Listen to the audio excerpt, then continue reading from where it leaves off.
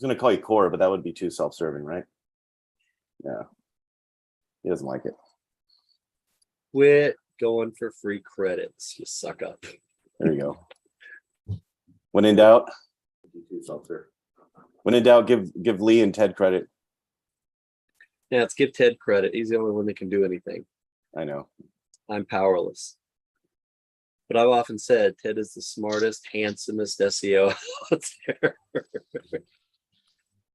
Well, hello, everyone. Thank you for joining again for another episode of SEO Fight Club. I'm going to go say hello in the YouTube chat. We are watching there for questions, so feel free to ask them. I thought today we would kind of take a look at where we're at with the update. The thing to keep in mind with this update is Google said up front that it was going to take weeks and months to be affected by this update. And so it's still really early on. And so odds are that if they were being honest, you shouldn't feel any impact from it yet, unless you're an extreme outlier. And I think by and large, people are saying week update, and that kind of agrees with, what Google claimed. But there are some changes, there were some spikes and there are some changes. And so we can take a look at that and see how things look today. But I don't think it's over yet. I don't think you can really do the update analysis yet, but at least we can look at how things look today. So with that, we'll get through a little boilerplate. So Carolyn, you just had a birthday. You want to tell us about that? Sure. Well, I didn't have a birthday, but the data had a birthday. The indexation project has completed its first year circle around the sun. So Yeah. Nice. That's awesome. So what's the big takeaway from 1 year of research on that? think before you leap.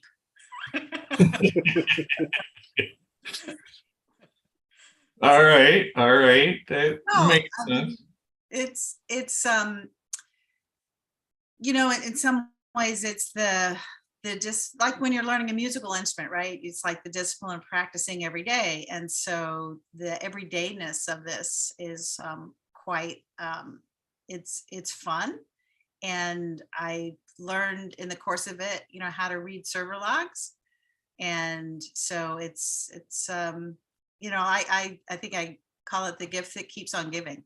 So that's what I learned. So if you had to if you had to describe how your confidence in indexing content has changed, do you feel more confident now that you've done all this research and analysis? I do, and I think what it is that it's been a very grounding experience because everybody is either I have no problem indexing, or they're like running around like Chicken Little. It's like I can't get anything to index. So being able to find a middle ground and view it from a mechanical standpoint has been very helpful for me. So Nice. yeah, so I don't worry. I just know how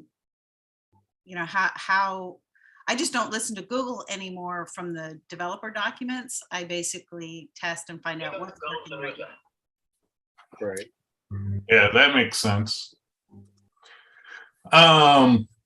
So where can people learn more about how to index? I know you mentioned on your latest podcast a Fight Club episode, but what's the canonical place you would refer people to get the best information you have on how to index their web pages?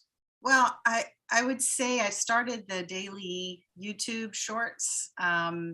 It's 5 minutes or less, and it's precisely what is happening in the indexation project. in terms of how long, might it take.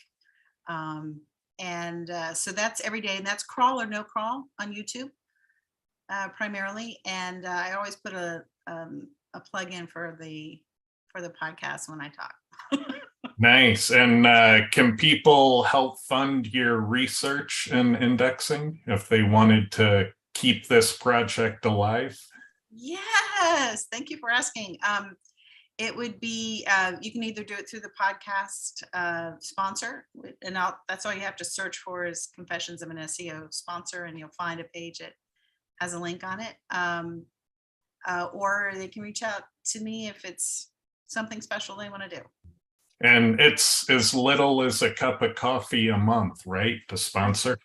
That is correct. It can be anywhere from $4.99 up to $9.99 if you want to just take care of it through a link.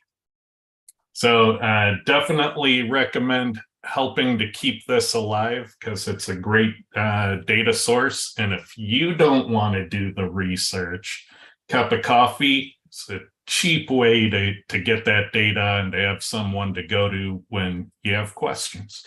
So strongly recommend that the community supports this. Awesome. So Clint, is it coming back?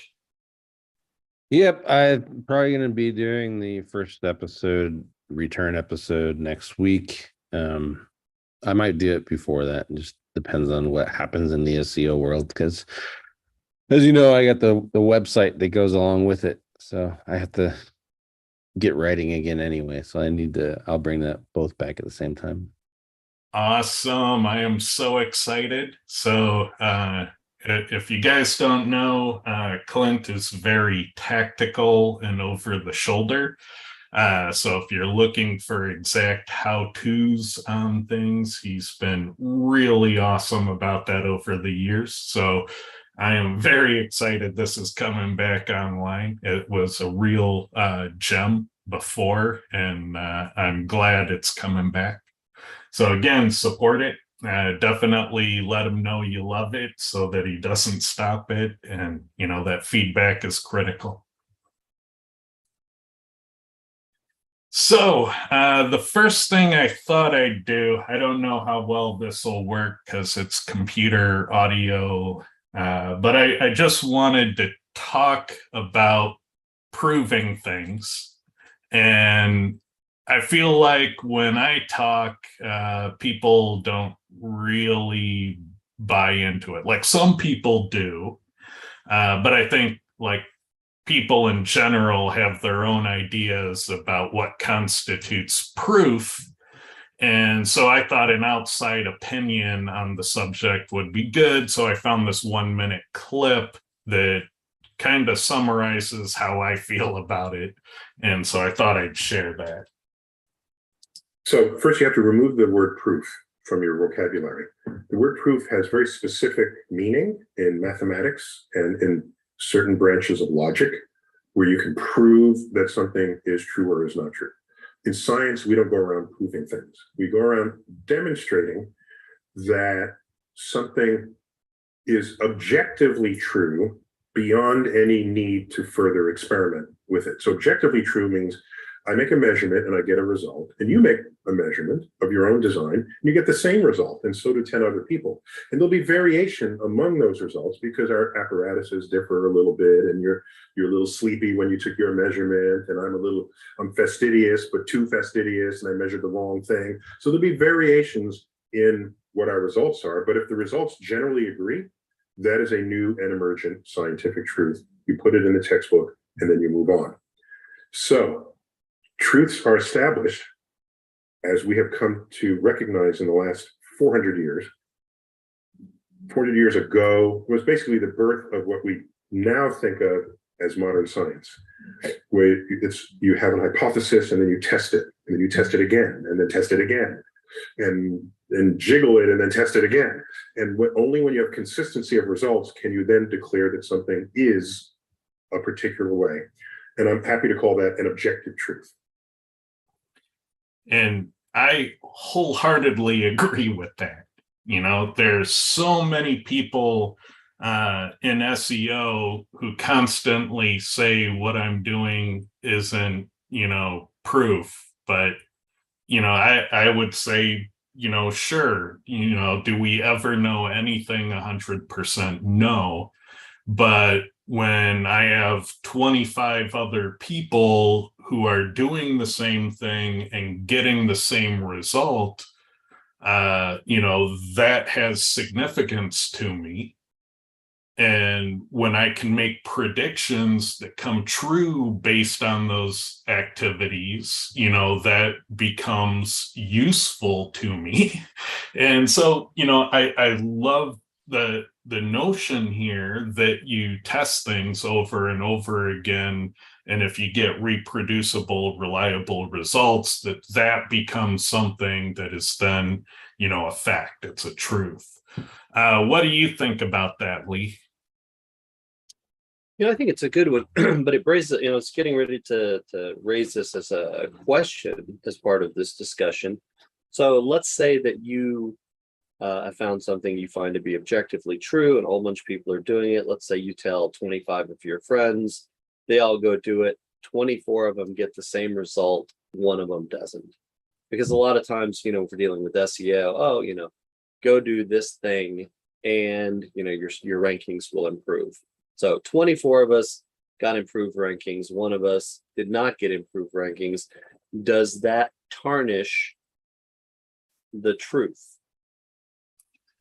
Well, or if not one, is there a point at which, like, what if 12 of us got it and 13 of us didn't, or something along those lines? Is there a point at which the sort of that which is not proven but seems to be objectively true then falls under question?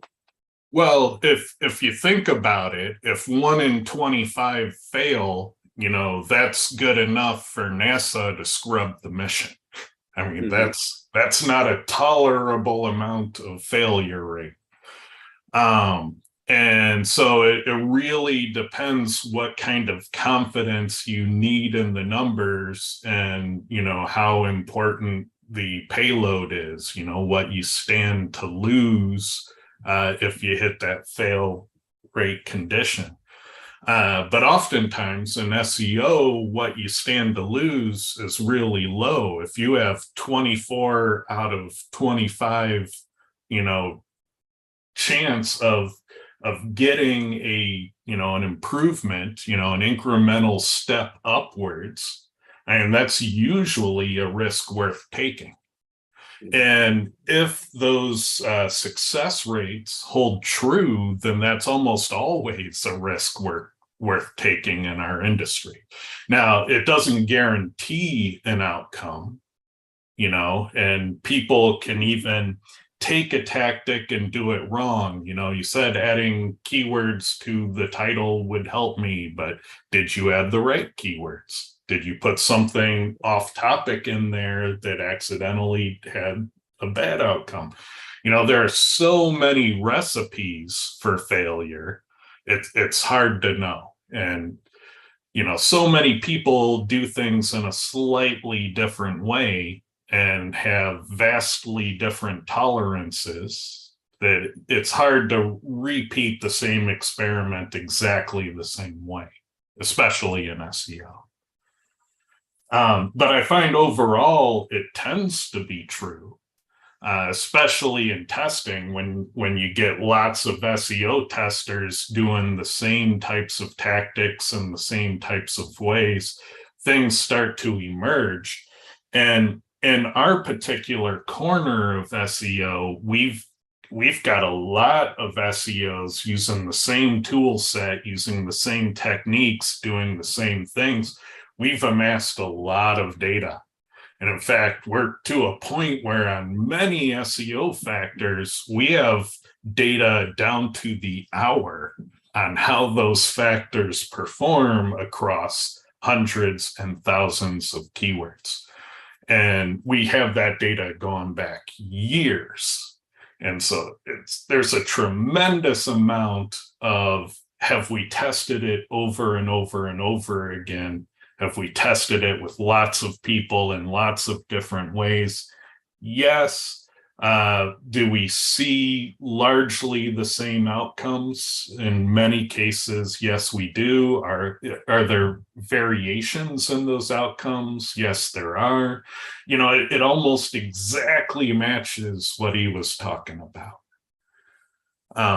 And so, at that point, when I have, years of data on it, it's very predictable. I get really good odds of it working. Yeah, I don't feel a need to constantly have to test it all the time. It tends to be true. The monkey wrench we have is that in science and astrophysics, you can count on the science part to largely stay the same, because there isn't a supreme being that's mucking with the universal constants and changing gravity on you and altering the speed of light. And, those things don't change on you. But in our, portion of reality and dealing with algorithms and a search engine, there is somebody that's poking with the fundamental constants and the balance of nature, and new forces come into play and old forces come out of play. So, I kind of look at the astrophysicists and say they've got it easy because physics isn't changing, out from underneath them. Whereas applying science to marketing, we're constantly having to rediscover the fundamental forces over and over and over again to establish that they're still there and they still work the same. And so that's kind of what we've developed tools to do, is to, as quickly as possible, relearn everything in SEO, so that when Google does make change, we can kind of figure out what changed and how much and when did it change. And that's kind of the tools that you need to be, a good SEO in this environment of, massive quarterly updates. Any thoughts on this so far, Clint? I'm kind of with you in regards to what Lee was talking about, and the one outlier out of 25. I mean, to me, for SEO, that's something that I would apply. That thing that was being tested, I would apply that anyway. That's a good test for me, because, like you said, none of us do the exact same thing. And it's really wording, right? You said you can have bunch of testers doing many of the same things, but you didn't say doing the exact same thing. And getting, even, let's say, Lee, myself, and you to do the exact same thing would be damn near impossible, because at some point our prejudices and what we believe are going to affect that test. And so two of us could get a positive result and one of us could get a negative result. Does that mean that it's not a factor? No, it just means that, we've tested it. This is the result that we got. And it probably needs to be tested some more. Yep. But I can guarantee, in our own ways, we've all tested keyword density. We've all tested backlinks. We've all tested entities. We've all tested tuning your title text.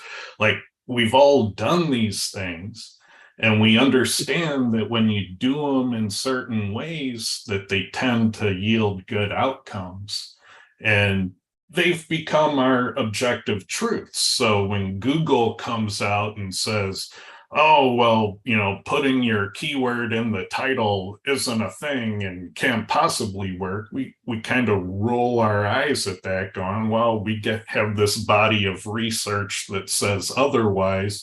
We have this community of researchers that agree with us, and it's been working this way for the past, N years. And so, that's a mountain of evidence that, the claim to the contrary has to overcome. And I think in our industry, SEOs tend to not put a lot of weight on the claims need to overcome the evidence. Like that's the thing that's missing in our space. For some reason, the celebrity source of the person making the claim seems to matter more than the evidence they have backing it up. And, that causes a lot of problems. The fact that, it was a Google employee matters more than the fact that they have no evidence to demonstrate what they're saying is true. And, that should probably change at some point. But I don't know that it ever will. I think it's kind of human nature, the bias towards people who are saying things that we want to hear. We could go take something that Diggity says, Rainier says, Becker, Greg Morrison from OMG, all those guys, and we could take individual things and test it and disprove what they said. But their communities are not going to change their belief of what of that statement, right? So, I don't know if that's even really a battle that I would even want to take. Publish the results. If you don't believe it, then that's fine. I'm the one who's going to leverage it anyway. So I've given you the tool. If you don't want to use the tool, then go ahead and keep hitting the nail in with a hammer or your head, your forehead. Yeah, exactly. If your competition is making mistakes, don't correct them. It makes a lot of sense. So yeah, next we'll take a look at some data here. So I know this is hard to read, so I'll describe what's on here if you're on a small screen. So on the left side, I have the top factors from the Quora shared data from August 1st. And on the right, I have the same list of top factors, but from August 30th, so today's data. And so we can kind of see, where the factors ranked in terms of correlating with rank position in Google across large numbers of keywords. We can compare that with today's data. And so the assumption here is that between August 1st and today, Google did something to change how it all works. And so we're looking at these changes to try to tease out clues. And this data we've used for years. It's been a fairly reliable predictor as to what's kind of important on a factor by factor basis. So with these, we see that the diversity factors at the top are all the same. So the number of factors used and entity diversity still top the list, and they have for quite a while. We see that authority factors, backlink factors are up a bit. And we see that relevancy factors are down a little bit. But keep in mind that this is the top of a list that's a couple thousand factors long. So going up or down a little bit at the top of the list doesn't mean that any of these are unimportant. They're all very important. It just looks like there's been a shift, a minor shift in the weighting of certain classes of factors. And so it looks like the big shift is that authority went up a bit, got a bump. And another way I like to look at it is to look at prototypical factors that kind of best represent their category. So we have number of factors used represents factor diversity, and backlinks represents authority, and number of entities is an entity diversity, which is different than entities in the HTML tag, which is, how many entities you are using where entity diversity is how many distinct entities were you using. Headings, exact match, keyword density, title tag, your main content, the amount of content.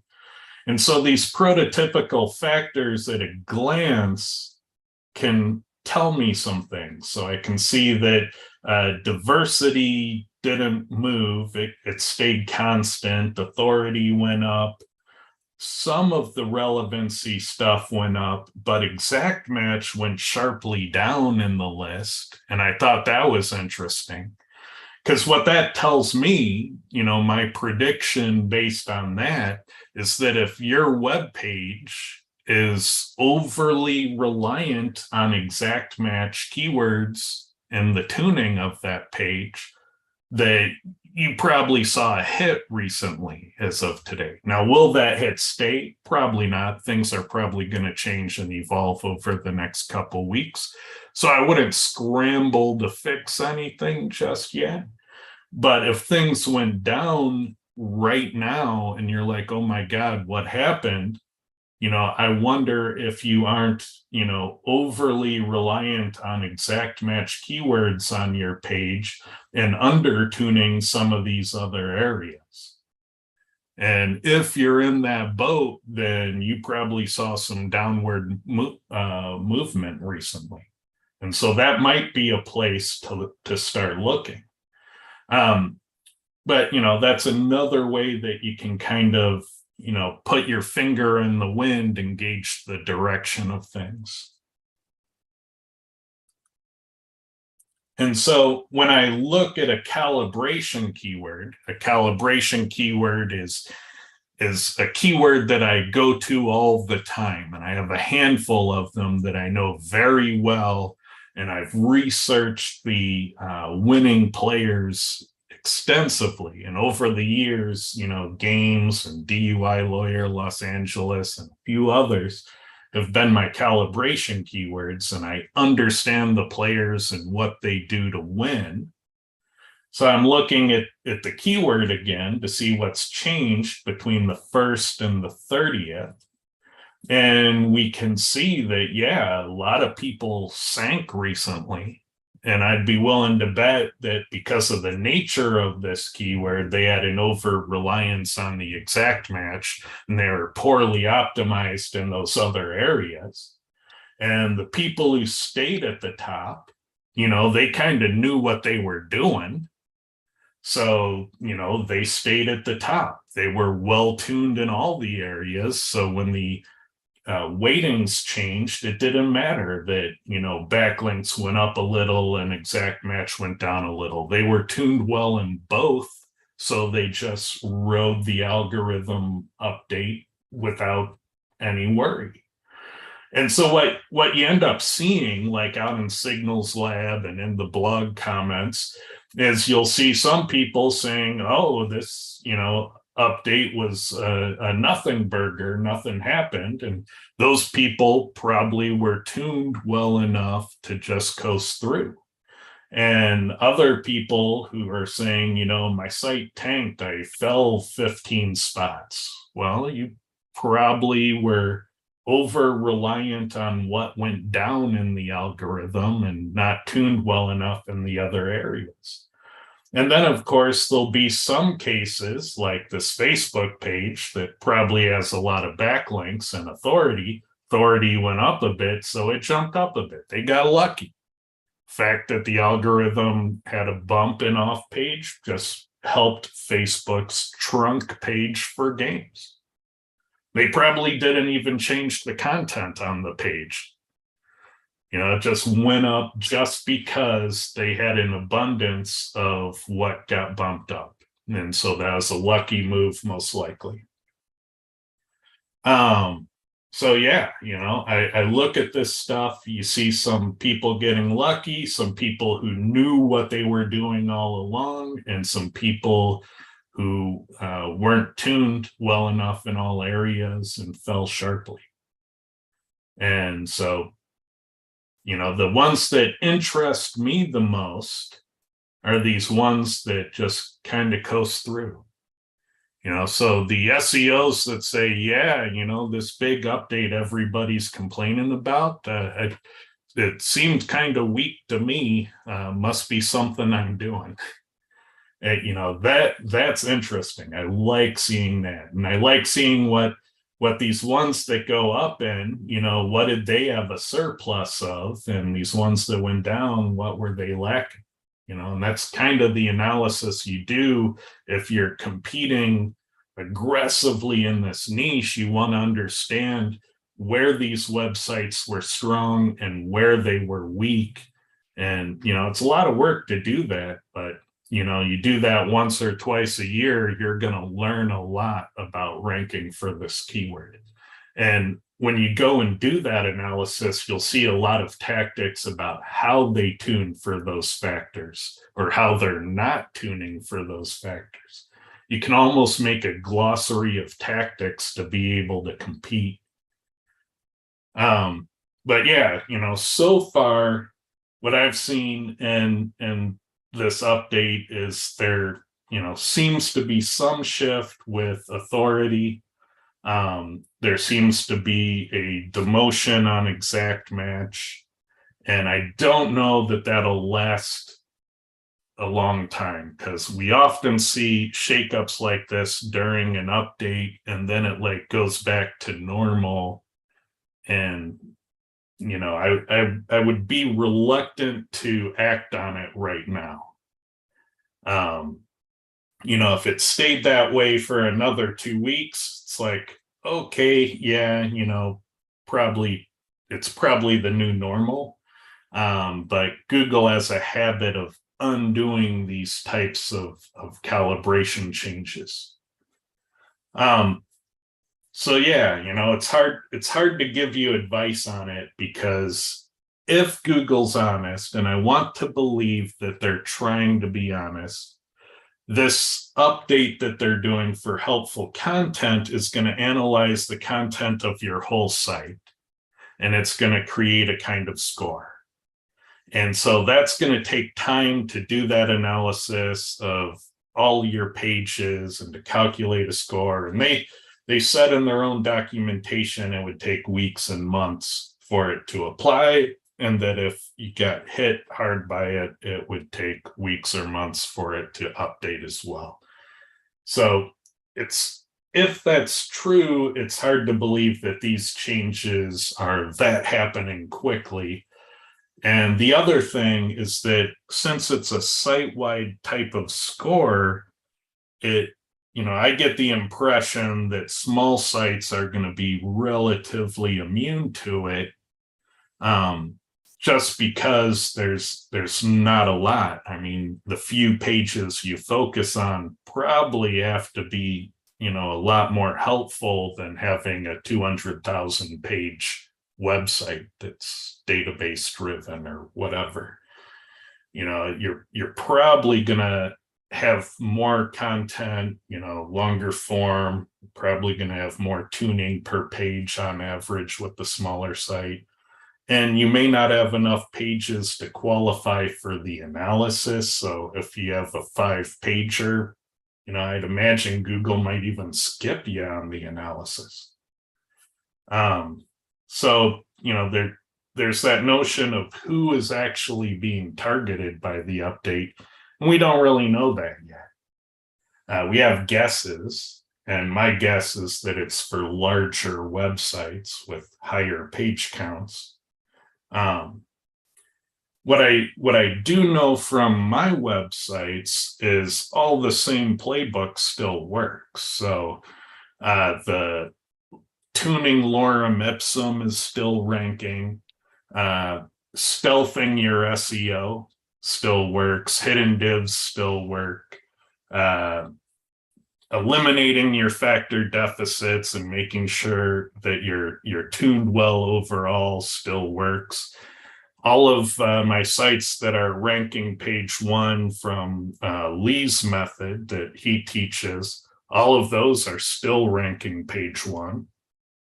They're much like these websites at the top, because we tuned them well in all categories. They just kind of rode through without an issue.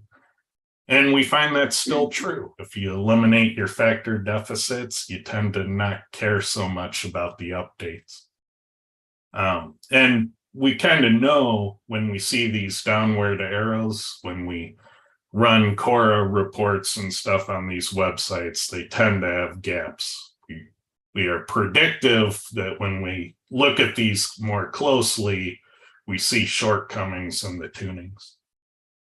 What's been your experience, Lee? Yeah, I think that, you haven't said anything that I disagree with. I think I read this data a little bit differently. I'm a little harder on the data. So if we went back to the, you don't have to go back to the previous slide where you're looking at what factors, moved up or down, the plus or minus 3, plus or minus 6 positions here. I look at that as no movement. Because usually if there's an update, if Google is, trying to, we're going to make links a bigger part of it, you'll see, some of those sort of factors jump up 30, 40, 50, positions. You'll see sort of wholesale changes in the ordering of certain categories of factors. You don't really see that here. And going back on your other one, your calibration keyword, where you're looking at the 2 volatility reports, they're live SERPs. People are going to change content, people are going to get links, they're going to disavow links, they're going to do all sorts of things. So if nothing happened in the world, how much volatility would I expect to see from 1 month to the next? And this looks like it's within the realm of that. So for me, the null hypothesis, nothing happened, is still very much alive and well. Even with showing the minor volatility and stuff like that, you have the factors, and here, that's kind of the way that I read that. Nothing has gone on thus far, or at least nothing major. Yeah, I can be, I can agree with that. The big one in the list, and I didn't really demonstrate it well with the data, was the exact match, because it actually fell in the list probably 40 positions. Yeah, that's notable. So this keyword, given that fell 40 positions, I think this keyword in particular would be hit more heavily with that, which is why I think a lot of this downward is outside the realm of normal. I suspect it is, because there's a ton of exact match on a keyword like games. Right. Just an absolute ton. Like the number one will probably use the exact match keyword over 1,000 times. So tremendous amount of exact match in this keyword, and exact match fell 40 spots on the overall factor roster. That also aligns with a test that I know that Carolyn recently ran, and a test that Honey recently ran, where they were both trying to push on that exact match factor, and it didn't work. So it's entirely possible that that's been devalued, because there's other data points besides just these that do point in that direction. Yeah, and so I have a suspicion, and this data, it tells me that that's something to look at, and maybe more testing is needed. And I'm glad that they were testing that and getting a consistent result between each other, because it makes me want to go and test it some more as well. Neither of them was testing it subtly. I'll just leave it at that. Yeah. Yeah, they tend to go big. Mm-hmm. They definitely went big on theirs. So, really the truth is on the update is it's too early to really call it. And, it might be too early to call it next month. We just don't know. And, it might be very hard to attribute anything to this update because it's so slow. It might be very hard to identify things hit by this update. And the problem with that is if nobody can tell who was hit by it and who wasn't, is it a useful device for changing behavior in web content? And so, if you made a spammy site and your ranking suffered as a result, that might change your behavior. But if you made a spammy site and it ranks well for 6 months, but slowly declines, does that change your behavior as much? Do you understand what you did wrong or how to do better? And so I wonder about the effectiveness of this algorithm to change any type of behavior out in the world. It might change the results for some KPI, but if it's too slow, nobody's going to learn from it. Yeah, what I heard in the statement you just said is I can build a spammy site and it has 6 months of useful life. I'm like, I can live with that. Yeah, exactly. Like I know for Black Hat purposes, for churn and burn, I mean, 30 days is kind of par for the course. So any algorithms that take more than 30 days aren't really going to change the Black Hat world, because they're used to churn and burn on those things at a much faster pace than the analysis can be done. Yeah, Clint, if you were doing a little Black Hat work like that and putting out sites knowing that they were going to go down every 6 months, I mean, how would you modify your operation? I mean, if your niche selection is good, 6 months is totally acceptable. You launch one and work on the other one for 6 months, knowing that the first one's going down, and just flip flop projects back and forth. You're making money for a year. And then you turn them into tier 2, link building, and you repurpose them for a different use. Right. And if they ever go toxic, then you can probably weaponize them. And so, they'll probably never go toxic for that reason. Right. Let's see, we have a question here. Have you checked if that big spam network has been affected by this algo update? Technically, it was affected before this update was announced. We are seeing a lot less of the .it spam network. We're not confident that Google did a better job of filtering out the spam. What it really looked like is they made the primary index even smaller. And since most of that stuff was ranking 2 to 300, and now on most keywords, Google's showing 1 to 200 results, that it just fell into the not ranking bucket because Google's primary index got a lot smaller. So that doesn't mean they can identify the spam better. It just means that the index got smaller.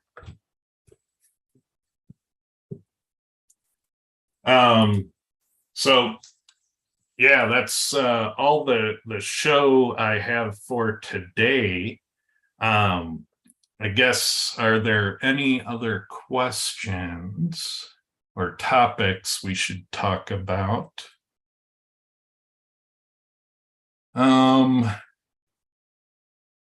So Terry says we should make more sacrificial offerings to Google. JM likes today's topic. So I guess, we'll wrap it here if we don't have any more questions. Terry, you have something to say? I have a question. If you go back to the slide where you were showing what you have, maybe a dozen or so factors, that one right there. I see, for instance, like keywords in title tag, up, in the previous slide, you showed that entities in title tag down. So I'm curious why you picked these particular sets of factors here. Were they random selections or?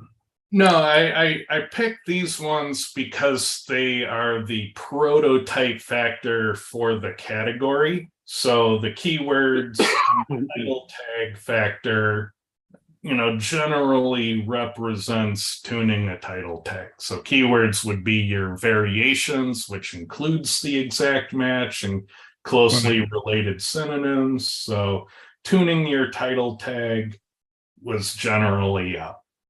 And so these were the prototypical factors for these categories that I just wanted to, put a finger in the wind and see which way things were blowing. And so I looked at, entity diversity. It was largely unchanged, and entities overall in the whole page were generally up, even though entities specifically in the title tag might have been down a little bit in the actual leaderboard.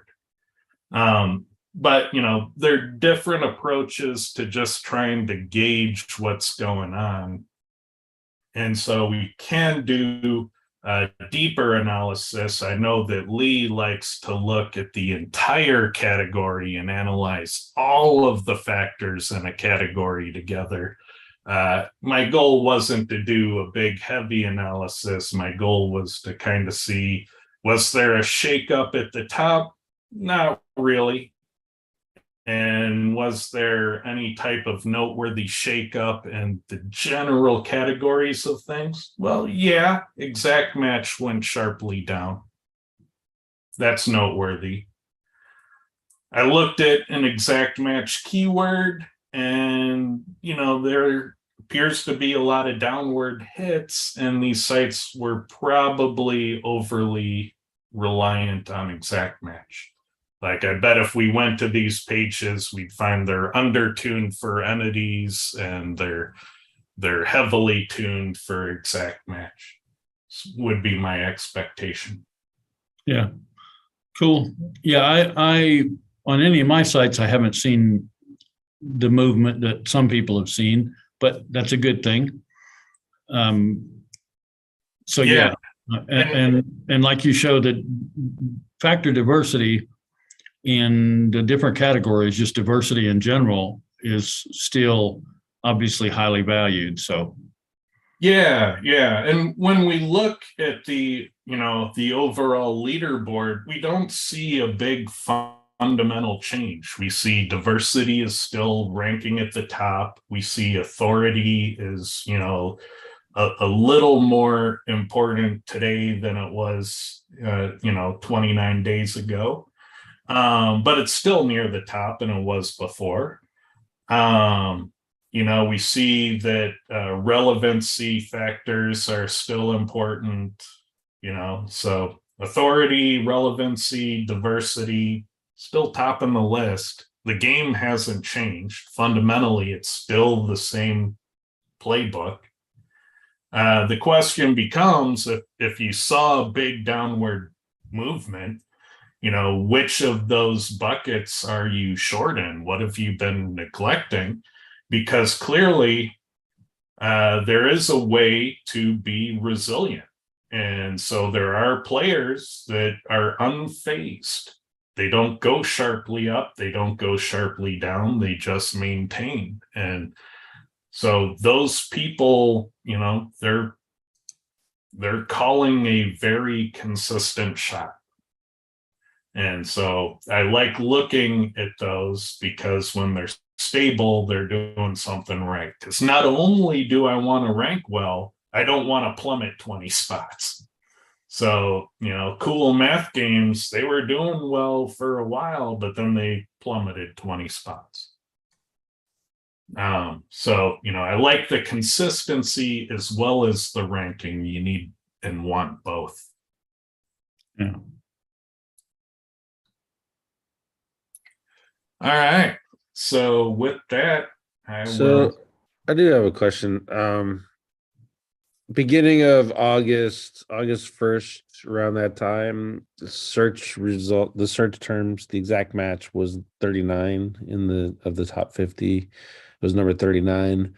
Throughout the month, it dropped 41, 45, 47, and then ultimately with the one that you got was like 53. That's what I'm seeing today on your website.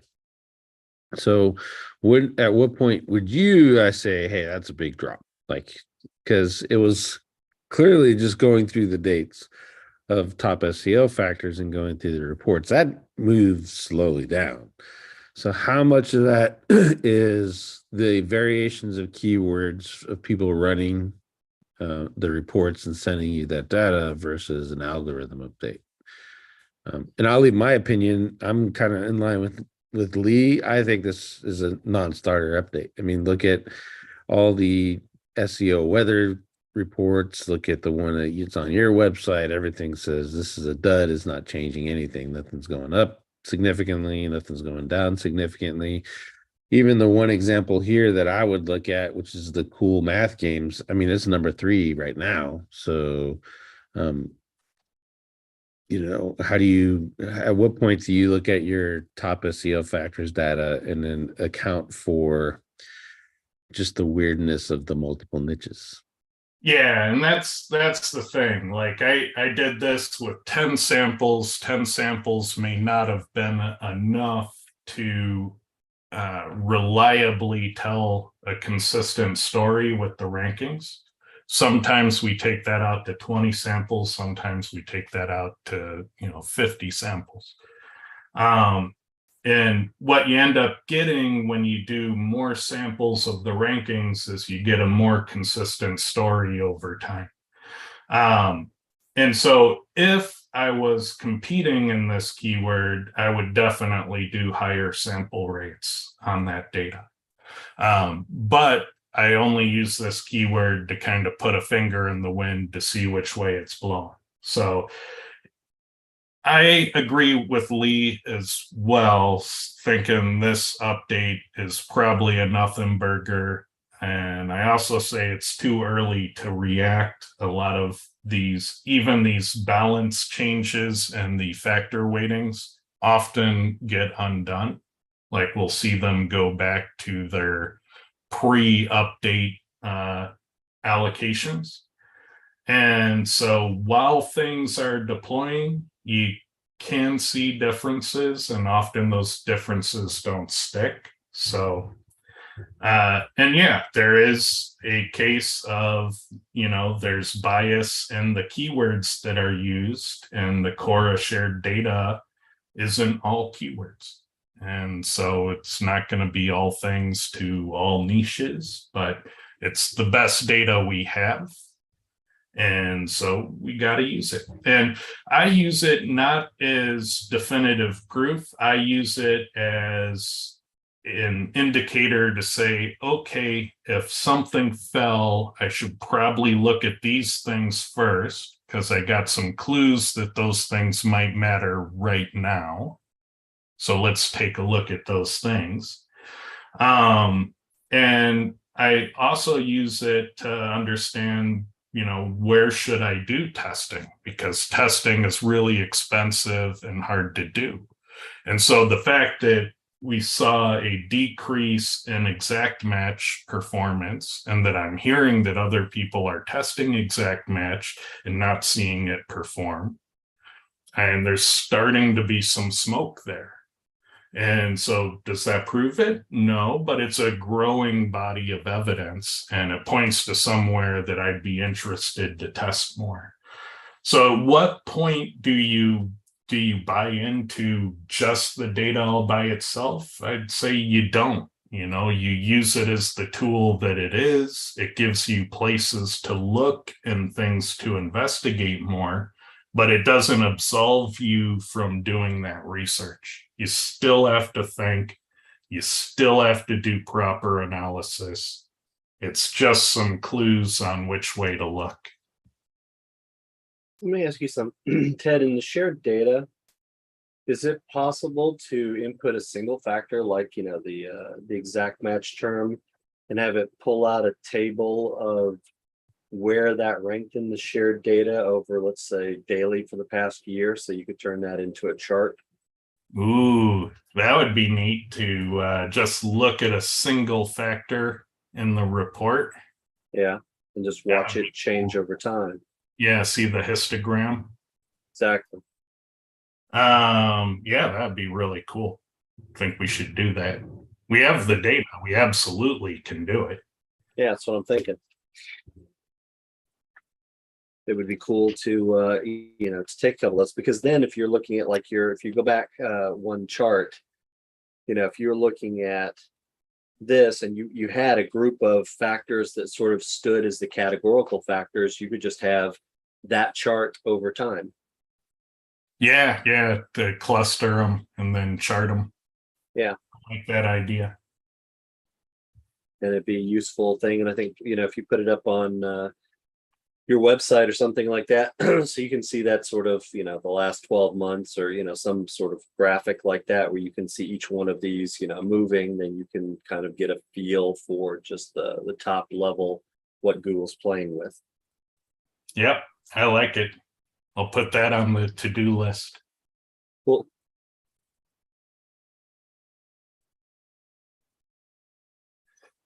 All right. Let's see. Looks like we have some more comments here. Let's see. One person would like to know the latest insights on internal linking structures. And for me, I like to not overthink those. I think there are plenty of supplemental content widgets that just make short work of it and are good enough. So if you have similar products and best-selling products and more cat themed products, and you get all those supplemental content widgets going, and you're just going to naturally cross-link in relevant ways. And it's going to increase the amount of relevant entities you have on the page. It's going to link to relevant pages on your site. The cross-linking with a lot of those supplemental content widgets is usually all you need. And then the bulk of what you're doing is your primary category navigation. That's going to do the bulk of the work. And then the trick I found in e-com is you get promotional on the page or in the footer. So the things you're trying to sell quickly, you would give a homepage link to and try to focus some authority on those promotional opportunities. What do you think, Clint? You're big into silos. Yeah, I'm not a fan of using interlinking plugins. I get it for the e-commerce stuff and exactly what you're talking about, related products, related categories, et cetera, et cetera. But if you're talking an informational site, you need to use your brain, not rely on a plugin to figure out what you should be linking to. Definitely don't get one of those plugins where you add a keyword and it puts a link to a certain page on that for that keyword on every web page of your website. That's complete trash. Put some thought into these, in my opinion. Yep. Let's see. Is it too early to say that helpful content is a misnomer? Yeah, definitely too early. Off-topic newbie question. Do you believe in the commercial informational ratio? No, I do not. And how big of an impact does it have about topical authority? I think if your website exists so that you can sell a product or service, then you need to sell that product or service. That's your reason for being. That's your freedom of speech. That is how you help the world. You would be doing yourself a disservice if you did that function poorly. So I think, should you have information about your product or service? Sure. but does that mean you take away your pricing information or the details about your offer? No, you absolutely have your conversion funnel be the most obvious part of the page. The next step towards a conversion should always be the biggest, most read thing that somebody can click on. You want to use the training people have already become accustomed to and make sure that you're always guiding people towards the next step in conversion. And then beyond that, you want information that helps people make the decision to convert. And you want to have the relevancy math so that search engines deliver traffic to the page. And so you don't want to throw away quality content and say, all I need to do is keyword stuff, but you don't want to only do quality content and totally neglect ranking well with the algorithm. You need to do both. And is there a magic ratio? Well, I think if you don't have traffic, it doesn't matter what your page says. So you need traffic, and then you can improve on converting it once you have something to improve. What do you think, Clint? Totally agree. Have really nothing else to add to that. You said it. All right. Any comments on that, Lee? I stand in solidarity with my brother Clint. Excellent. Did you see any improvement in indexing? I've generally been seeing page updates for existing pages turning around in about 24 hours. I haven't been working with new content. So Carolyn, are there any changes to indexing of new content? So far, not really. It is a little slower, even using the indexing API on that. But it's definitely almost non-existent if you're requesting it through Search Console. Yeah, they do seem to be a little bit more sluggish, even with the API, with new stuff right now. Yeah, So- one thing I want to add to that conversation earlier is, this last week, within day one of, like when supposedly the update started, is they introduced a mobile rendering bot and a desktop bot on a really expedited schedule. Like normally it takes them about 7 to 10 days to work through that. And they did it within 4 days. So this is kind of like the first week where now they're continuing to kind of, and it plays in what you were saying, Ted, about existing content, is that they are recrawling content like crazy. And a full render, not just, HTML pull, but a full render of everything. So. Yeah, and it's important to keep the new content versus updating existing content in mind, because that's a lot of the reason that people out in the Facebook groups and stuff will say, oh, I'm having a horrible time getting indexed right now. And the next person says, what do you mean? I have no problem at all. Technically, both can be true at the same time. So another question here is, can you explain entity diversity and factor diversity? Yeah, if you're only tuning 3 things on your page and that's all your SEO recipe is, you're not going to have a lot of diversity, because we know of hundreds of things you can tune on a page. And you want to have a good spread of tuning those 100 different parts of your page. The more factors you have tuned well, the better your page tends to do. So if all you're doing to your page is building backlinks, you're kind of a one-hit wonder on the factor diversity. And that's kind of obvious for the algorithm to see and go, oh, this guy's trying to exploit backlinks because it's the only thing he has. So diversify your factors. And you see a lot of people, they'll tune something until their page tanks and then they undo it. So they detune it, when probably the best practice is to diversify. You don't necessarily need to detune, you just need to properly diversify your signals.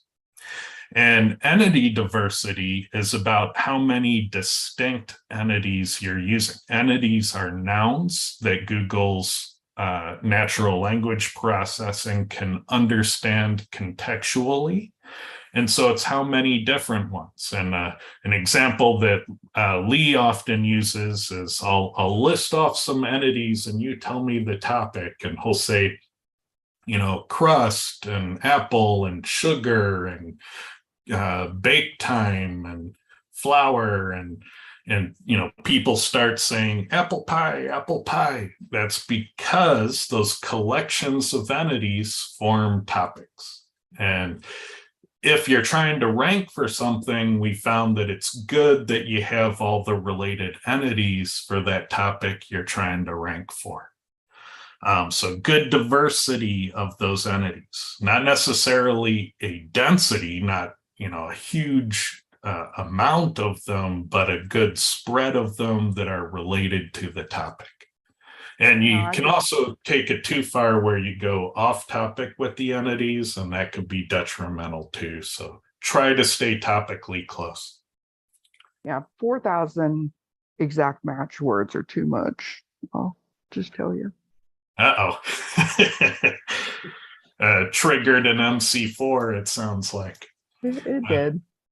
Which is the name of the algorithm we suspect is in use. It may not be that algorithm. It may be a similar algorithm, but if you want to research it, that's the one to look for.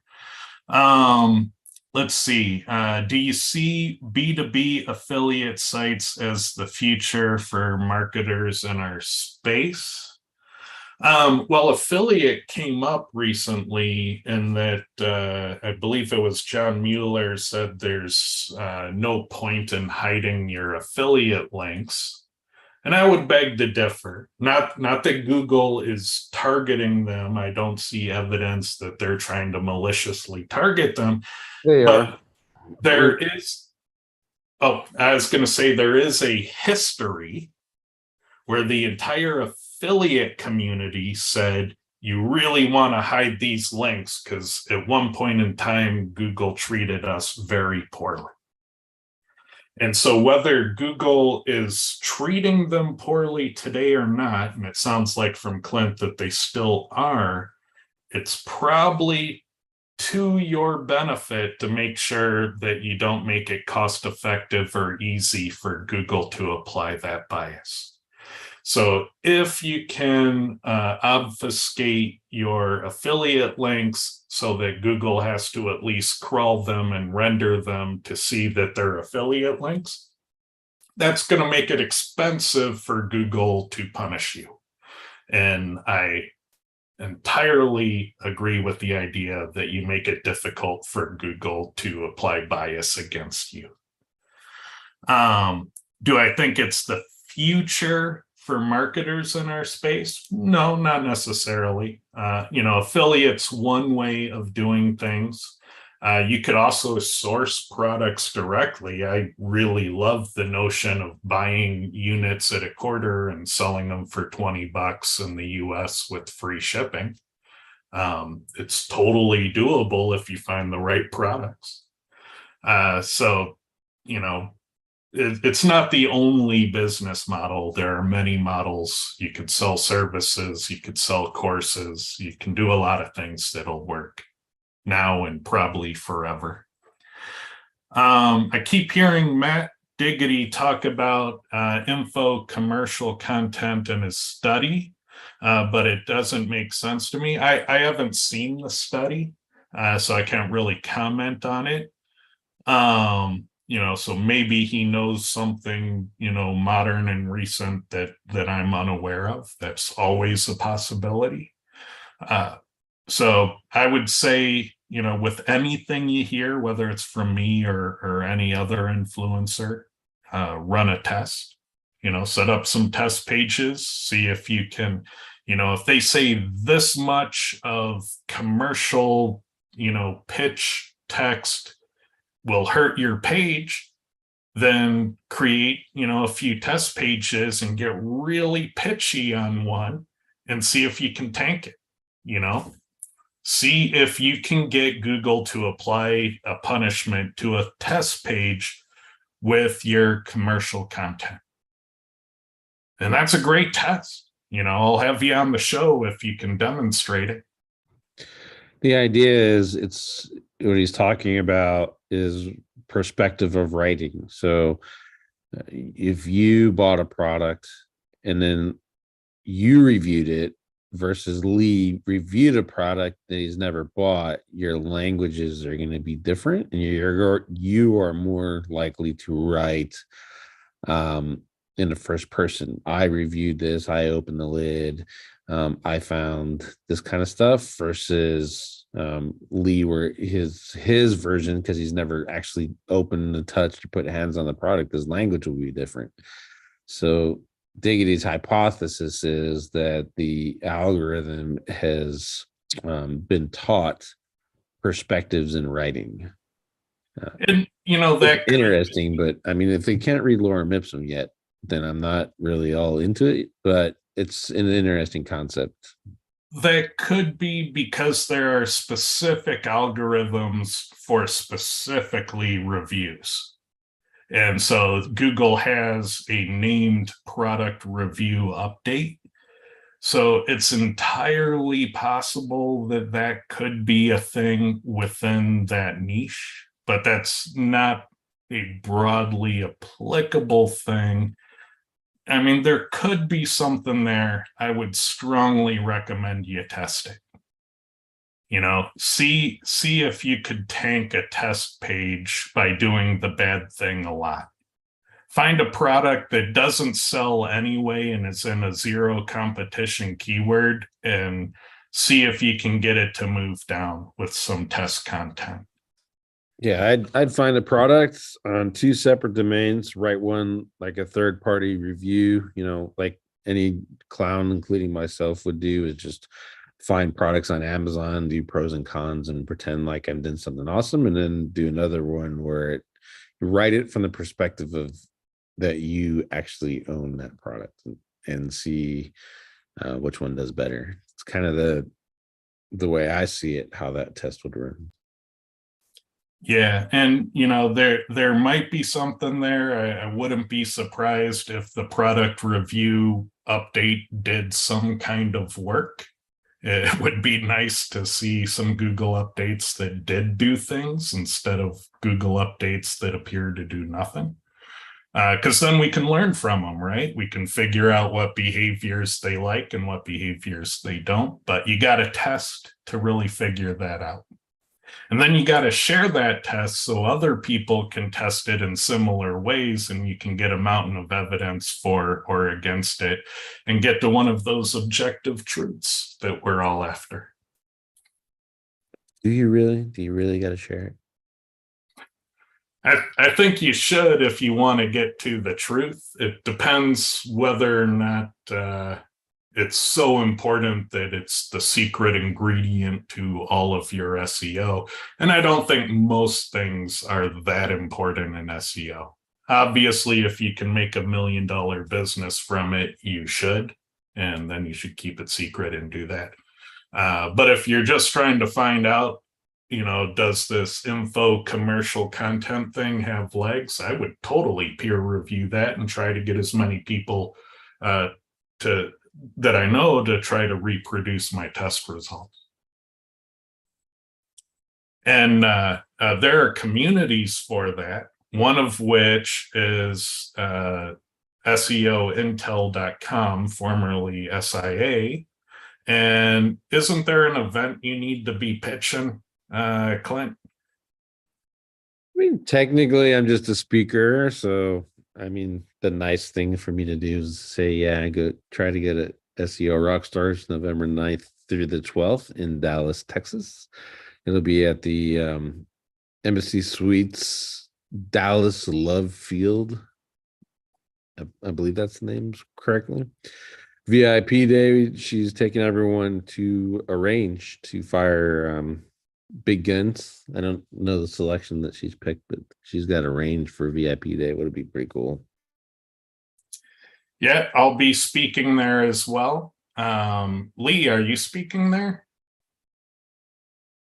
So Lee is speaking there. Terry, you speaking? You're not speaking there? Are you attending? Nice. Yeah, I plan to be there. Yeah, I know you've spoken there numerous times in the past. I wasn't sure if you were on the roster this year. I wasn't speaking last year, so they don't have the same speakers every year. Honey is speaking also. Oh, yeah. What are you going to speak about, Honey? Go ahead. Oh, she's in process with that one. She's got a couple of different topics that interrelate, but she might be talking about mistakes people do with press releases. Nice. Got one couple more questions here. How would I make an affiliate link hide or make it hard for to crawl for search engines? There are plugins for hiding affiliate links, and there are forums that are about affiliate SEO where they discuss techniques for hiding your affiliate links. So I would recommend that you start your research by joining a group like SIA or going to the forums where there's a category for affiliate SEO and asking questions and finding resources. Let's see, someone says, I'd love to hear your thoughts on avalanche SEO theory. I don't know it by that name, so I'm not sure if I know it. Does that ring a bell with you, Clint? Nope. All right, so we don't know it by that name, and we may not know it at all. So yeah, we don't know it. With that, I'll talk to everyone next week. Thank you so much for watching the show.